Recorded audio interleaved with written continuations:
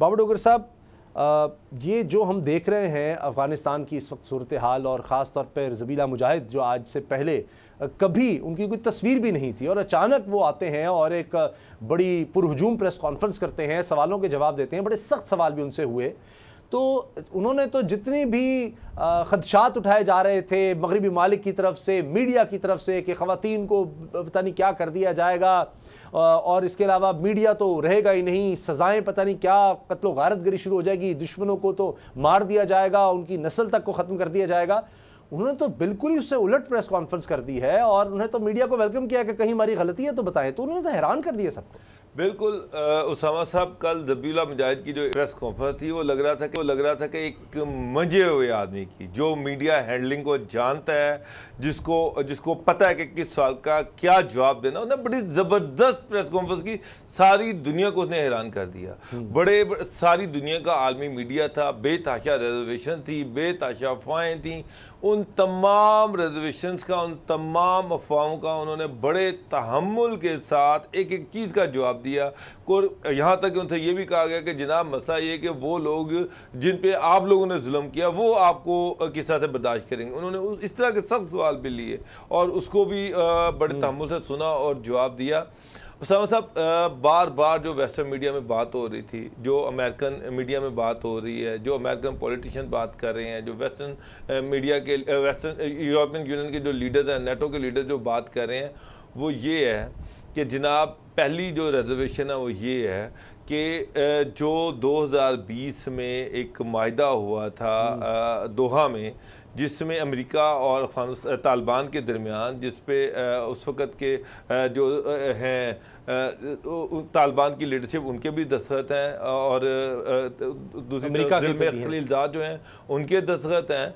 उसमें बड़ा क्लैरिटी के साथ ये कहा गया था कि अफ़गानिस्तान की सरजमीन किसी दूसरे मुल्क के ख़िलाफ़ इस्तेमाल नहीं होने दी जाएगी। कोई बड़ी शिद्दत पसंद तंजीम, कोई ऐसी दहशतगर्द तंजीम उसके लिए अफ़गानिस्तान में कोई जगह नहीं है। ये बड़ी क्लैरिटी है। और वेस्ट को सबसे बड़ी जो ख़तरा है, जो डर है, वो ये है कि अफ़गानिस्तान में तालिबान की हुकूमत है, जो इस्लामी शिद्दत पसंद तंजीमें हैं, वो वहाँ पर आकर दोबारा से अपना कंट्रोल ना संभालें, मजबूत ना हो जाएं और वो वेस्ट को या अमेरिका को थ्रेट ना दें।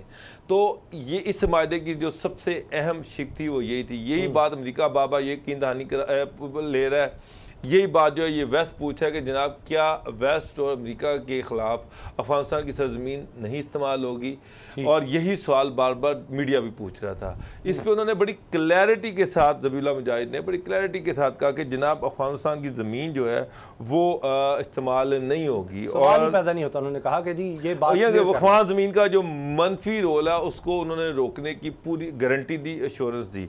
उसके बाद जो दूसरा बड़ा इशू है वो है वहाँ पर ह्यूमन राइट्स की का, जो बड़ा शोर मचाया जाता था वेस्टर्न मीडिया में, और ख़ासतौर पे आपके हमसाया मुल्क इंडिया में, जो अभी तक प्रोपेगेंडा कर रहा है कि अफ़गानिस्तान में तालिबान जो है उनका एक नेगेटिव इमेज जो था वो पेश किया जा रहा था। आपने सारी दुनिया ने हैरान होगी देख के कि काबुल में वो आए, किसी के घर में नहीं घुसे, किसी की प्रॉपर्टी को नुकसान नहीं पहुंचाया, किसी से लड़ाई झगड़ा नहीं हुआ, कुछ भी नहीं है, कोई गोली नहीं चली, कोई एक बंदा वहाँ पर नहीं मरा। जो लोग मरे वो भी अमरीकी फ़ौजियों की गोलियों से मरे, अफ़गान तालिबान की गोली से कोई बंदा नहीं मरा।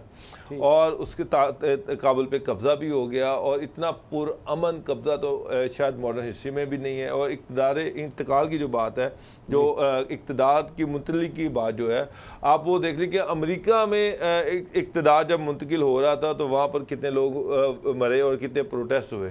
यहाँ पर आप देखिए काबुल पे कोई प्रोटेस्ट नहीं। पूरे अफ़गानिस्तान में 4 करोड़ की आबादी है, एक प्रोटेस्ट आपको नज़र नहीं आया। तो उसमें भी उन्होंने बड़े क्लियरली कहा कि हम सब को हमने माफ़ किया। वो तमाम लोग जो रियासत के मुलाजिम थे, वो तमाम लोग जिन्होंने तालिबान के ख़िलाफ़ प्रोपेगेंडा किया, वो तमाम लोग जिन्होंने तालिबान को नुकसान पहुँचाया, हम उनको भी माफ़ी देने का ऐलान करते हैं। अब इससे बड़ी चीज़ कोई नहीं हो सकती कि काबुल तालिबान के कब्ज़े में है, उनके तमाम रिसोर्सेज उनके कंट्रोल में। इसके बावजूद वो ये कह रहे हैं कि वो भी फौजी जिन्होंने हमारे तालिबान को मारा, हम उनको भी माफ़ी दे रहे हैं। तो इससे बड़ा ये इंसानी, ये जो रिसेंट इंसानी तारीख है, इसमें आपको इस तरह की कोई मिसाल नहीं मिलती।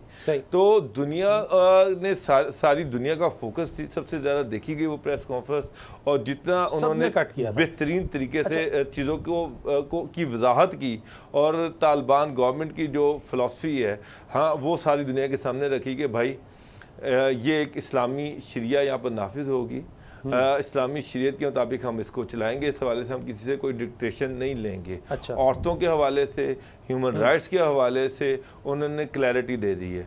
अब समझ एक छोटी सी 1 मिनट के लिए मुझे एक बात बताएं कि वेस्ट में फ्रांस में एक खातून के स्कार्फ पहनने पे कानूनी पाबंदी की, औरत थोड़े कपड़े पहन के चल जाए कोई मसला नहीं है, लेकिन स्कार्फ नहीं लेगी, स्कार्फ लेगी तो कानून हरकत में आ जाएगा।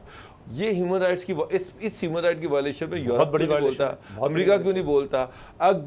अगर तालिबान ये कहते हैं कि भाई औरत अबाया पहने या अपने आप को अच्छी तरह कवर कर ले, सर ढांपे, अच्छी तरह कवर करे, और उसके बाद वो एजुकेशन तालीम हासिल करे, तालीम दे, मेडिकल कॉलेजेस में जाए, मीडिया की खवातीन अपनी नौकरियां करें, उनको कोई इतराज़ नहीं है। तो मेरा ख्याल है इस पे दुनिया को भी इतराज़ करने का कोई राइट नहीं है। तो ये उन्होंने बड़ी खुल के उस दुनिया के सामने सारी तस्वीर रखी है। अच्छा, आपने जो ह्यूमन राइट्स की बात की है उस पर भी बात करेंगे, लेकिन अभी चूँकि अशरफ गनी के हवाले से खबर चल रही है कि पूरा ख़ानदान यूएई पहुंच गया, यूएई हुकाम ने इसकी तस्दीक भी कर दी है, और काबुल की न्यूज़ एजेंसी एक है वो ये कह रही है अशरफ गनी की तबीयत भी कुछ ठीक नहीं है। अशरफ गनी के हवाले से ज़बीला मुजाहिद ने कहा कि जी कुछ हमें कोई ख़बर नहीं, यहाँ से वो चले गए हैं, क्योंकि ये तो अब ज़ाहिर है कल उन्होंने प्रेस कॉन्फ्रेंस की थी, तो अब खबर मिल गई सारी दुनिया को कि अशरफ गनी किस तरह गए। अब वो जो दौलत साथ ले गए हैं, क्या उसका सवाल किया जाएगा? अब आपने ह्यूमन राइट्स की बात की है, तो वहाँ पर ज़बीला मुजाहिद से सवाल हुआ कि जी फेसबुक ने तो आपको बंद कर दिया है कि आपकी बात नहीं की जा सकती, आपको दिखाया नहीं जा सकता, कहीं नाम भी इस्तेमाल नहीं हो सकता। तो फिर उन्होंने ये कहा कि जी ये तो आप उनसे पूछें जो आज़ादी इज़हार है कि चैंपियन बनते हैं। तो ये एक डबल स्टैंडर्ड्स हैं, और उसी वजह से ये सवाल बनता है कि क्या मगरिब, नेटो, अमेरिका, जिसने कहा जी $9 अरब के असासे हमने मुंजमद कर दिए अफगानिस्तान के, अब आप देखिए ये अफगान कौम का पैसा है जिन्होंने मुंजमद कर दिया है, कि वो एक्सेप्ट करेंगे इनको? मुआहदा इनसे कर लिया, उसके बाद निकल गए अपनी शराइत मनवा ली कि जी हम इनखला के लिए जा रहे हैं, हमें टारगेट न किया जाए। किसी अमेरिका को टारगेट नहीं किया गया। आपने सही कहा, जो लोग मरे हैं वो अमेरिका की फायरिंग से मरे हैं, जबकि ज़बीला मुजाहिद ने कहा जी 3 दिन हो गए काबुल में आए, वो भी इन्होंने कहा हम मजबूरन आए, हम बाहर खड़े थे ताकि एक पुरअमन इंतकाल इक़्तिदार मुकम्मल हो जाए, लेकिन हुआ यह कि लोगों ने लूट मार शुरू कर दी। हुकूमत नाम की कोई चीज़ नहीं थी, क्योंकि अशरफ गनी तो निकल गया और हमने बचाना था लोगों को लूट मार से, इसलिए हम आ गए, लेकिन जब से हम आए एक भी कत्ल नहीं हुआ। तो ह्यूमन राइट्स की जब ये बात की जाती है, तो क्या इन लोगों के कोई ह्यूमन राइट्स नहीं है कि उनकी बात पहुंचाई जा सके, या अफगानिस्तान के जो अवाम है उनका पैसा जो है वो रोक दिया गया है? तो अगर नेटो या अमेरिका, मगरबी ममालिक, यूरोप कह रहा है कि जी हम तालिबान पर दबाव रखेंगे तो तस्लीम नहीं करेंगे, तो क्या ये दुरुस्त है?